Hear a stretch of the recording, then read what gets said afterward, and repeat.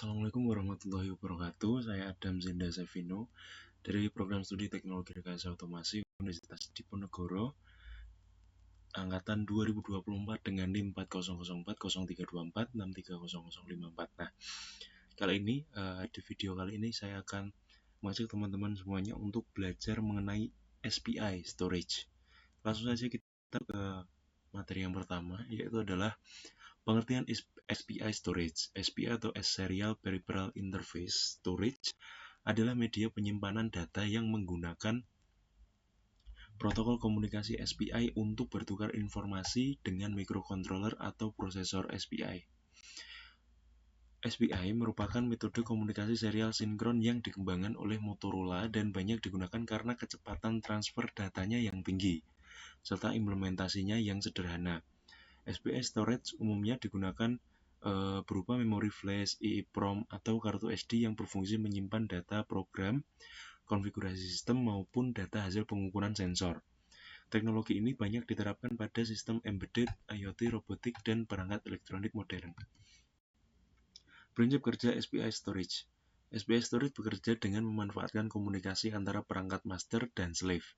Microcontroller biasanya berperan sebagai master dan mengendalikan proses transfer data, sedangkan memori berperan sebagai slave. Komunikasi dilakukan melalui 4 jalur utama, yaitu MOSI Master Out Slave In, dan MISO Master In Slave Out, SCK Serial Clock, dan CS atau SS Chip Select. Ketika master mengirimkan perintah membaca atau menulis, sinyal clock akan mensinkronkan pengiriman bit data sehingga proses pertukaran informasi berlangsung secara cepat dan akurat.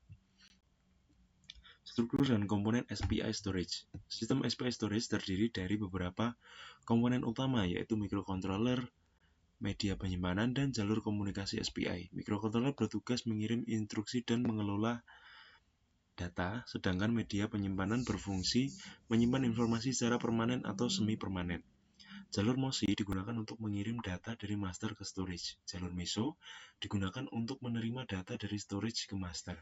Jalur SCK menyediakan sinyal clock, dan jalur CS digunakan untuk memilih perangkat yang akan diakses. Kombinasi komponen tersebut memungkinkan transfer data yang efisien dan terstruktur. Jenis-jenis SPI storage. SPI storage memiliki beberapa jenis umum digunakan dalam sistem elektronik. SPI flash memori digunakan untuk menyimpan firmware dan data dalam kapasitas besar. SPI EEPROM digunakan untuk menyimpan data konfigurasi yang memerlukan proses penulisan dan penghapusan berulang. Selain itu, kartu SD yang dioperasikan dalam mode SPI juga termasuk SPI storage karena dapat berkomunikasi menggunakan protokol SPI. Masing-masing jenis memiliki karakteristik berbeda dalam hal kapasitas, kecepatan akses, konsumsi daya, dan umur penyimpanan data. Keunggulan SPI storage. SPI storage memiliki berbagai keunggulan yang membuatnya populer dalam aplikasi embedded. Salah satu keunggulan utamanya adalah kecepatan transfer data yang relatif tinggi dibandingkan beberapa protokol serial lainnya. Selain itu, SPI memiliki arsitektur yang sederhana sehingga mudah diimplementasikan pada berbagai microcontroller. SPI storage juga mendukung komunikasi full duplex yang memungkinkan pengiriman data secara bersamaan. Keunggulan lainnya adalah kebutuhan pin yang relatif sedikit dan kompatibilitas yang luas dengan berbagai perangkat elektronik modern. Kelemahan SPI storage. Meskipun memiliki banyak keunggulan, SPI storage juga memiliki beberapa keterbatasan. Salah satunya adalah kebutuhan jalur chip select terpisah untuk setiap perangkat slave, sehingga jumlah pin microcontroller yang digunakan dapat meningkat ketika banyak perangkat terhubung. Selain itu, SPI tidak memiliki sistem pengalamatan perangkat seperti I2C, sehingga pemilihan perangkat harus dilakukan secara manual menggunakan pin CS. SPI juga kurang efisien untuk komunikasi jarak jauh karena rentan terhadap gangguan sinyal dan penurunan kualitas data. Aplikasi SPI storage. SPI storage banyak digunakan dalam berbagai bidang teknologi. Pada microcontroller dan sistem embedded, SPI flash digunakan untuk menyimpan firmware dan sistem operasi ringan. Dalam perangkat IoT, SPI storage digunakan untuk menyimpan data sensor sebelum dikirim ke server. Pada robotika dan otomasi industri, media menyimpan SPI berfungsi merekam data operasi dan parameter kontrol. Selain itu, SPI storage juga ditemukan pada perangkat elektronik konsumen seperti kamera digital, printer, router, dan perangkat multimedia lainnya.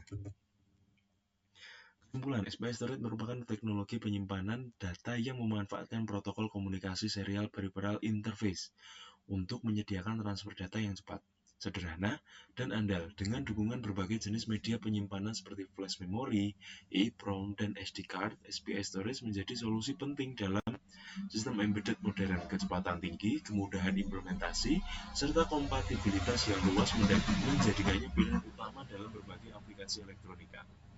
Meskipun tetap memiliki beberapa keterbatasan terkait penggunaan PIN dan komunikasi jarak jauh. Nah, selanjutnya kita akan lanjut membahas untuk program yang digunakan pada saat praktikum. Nah, ini adalah programnya. Program ini memiliki tujuan atau memiliki fungsi untuk menampilkan tulisan Automation Engineering pada layar TFT ST7735 yang terhubung ke ESP32 menggunakan komunikasi SPI, Serial Peripheral Interface. Pada bagian awal program, library SPI ada Fruit GF8. Nah ini dan ada Fruit ST7735. Digunakan untuk mengatur komunikasi data dan menampilkan grafis pada layar. Beberapa pin SPI seperti MOSI, SCLK, CS, DC, dan RST didefinisikan sesuai dengan koneksi hardware yang digunakan. Selain itu, dibuat sebuah array berisi beberapa warna yang akan digunakan sebagai latar belakang tampilan. Pada fungsi setup, komunikasi serial diaktifkan backlight layar dinyalakan dan antarmuka SPI diinisialisasi menggunakan fungsi SPI begin. Selanjutnya, layar TFT diinisialisasikan dengan TFT INITR ya. Dan orientasi layar diatur menjadi mode landscape menggunakan set rotation 1. Setelah proses inisialisasi selesai, layar dibersihkan dengan warna hitam sebagai tampilan awal. Pada fungsi loop, program secara terus-menerus mengganti warna latar belakang layar sesuai urutan warna yang tersimpan pada array bgcolors. Agar tulisan tetap terlihat jelas, program secara otomatis memilih warna teks hitam saat layar berwarna putih atau kuning dan warna putih untuk latar lainnya. Tulisan automation dan engineering kemudian ditampilkan pada posisi yang telah ditentukan menggunakan fungsi set cursor dan print in. Setelah setiap perubahan tampilan indeks warna yang akan berpindah ke warna berikutnya dan kembali ke awal setelah mencapai warna terakhir, sehingga tercapai efek penggantian warna latar belakang setiap 1 detik secara berulang. Program ini menunjukkan penerapan komunikasi SPI pada ESP32 untuk mengendalikan lampiran grafis pada layar TFT secara sederhana dan interaktif. Ini untuk programnya seperti ini. Setelah ini kita lanjut percobaan saat menggunakan hardware-nya. Kita lanjut ke video yang selanjutnya. Jadi pada percobaan kali ini kita menggunakan LCD TFT dengan menggunakan microcontroller yaitu ESP32 sebagai microcontrollernya, dan di sini untuk programnya ini adalah contoh dari program yang dipakai, dan di sini setelah di running seperti ini dia akan menunjukkan pada serial monitor yaitu teks yang akan dimunculkan di LCD-nya, dan yang akan dimunculkan yaitu adalah berupa tulisan seperti ini. Dia akan berubah-ubah dengan konfigurasi yang sudah ditentukan seperti ini. Jadi LCD yang kita pakai itu adalah LCD dengan jenis TFT SPI. Program kali ini kita menggunakan STM32 dan juga ESP32 yaitu sebagai sebagai koneksi antar mikro. Dan di sini ini STM32 di sini sebagai penerimanya melalui debugger ini, dan juga untuk ESP32 itu sebagai pengirimnya. Nah, jadi untuk hasil output yang akan dimunculkan pada LCD itu adalah seperti ini.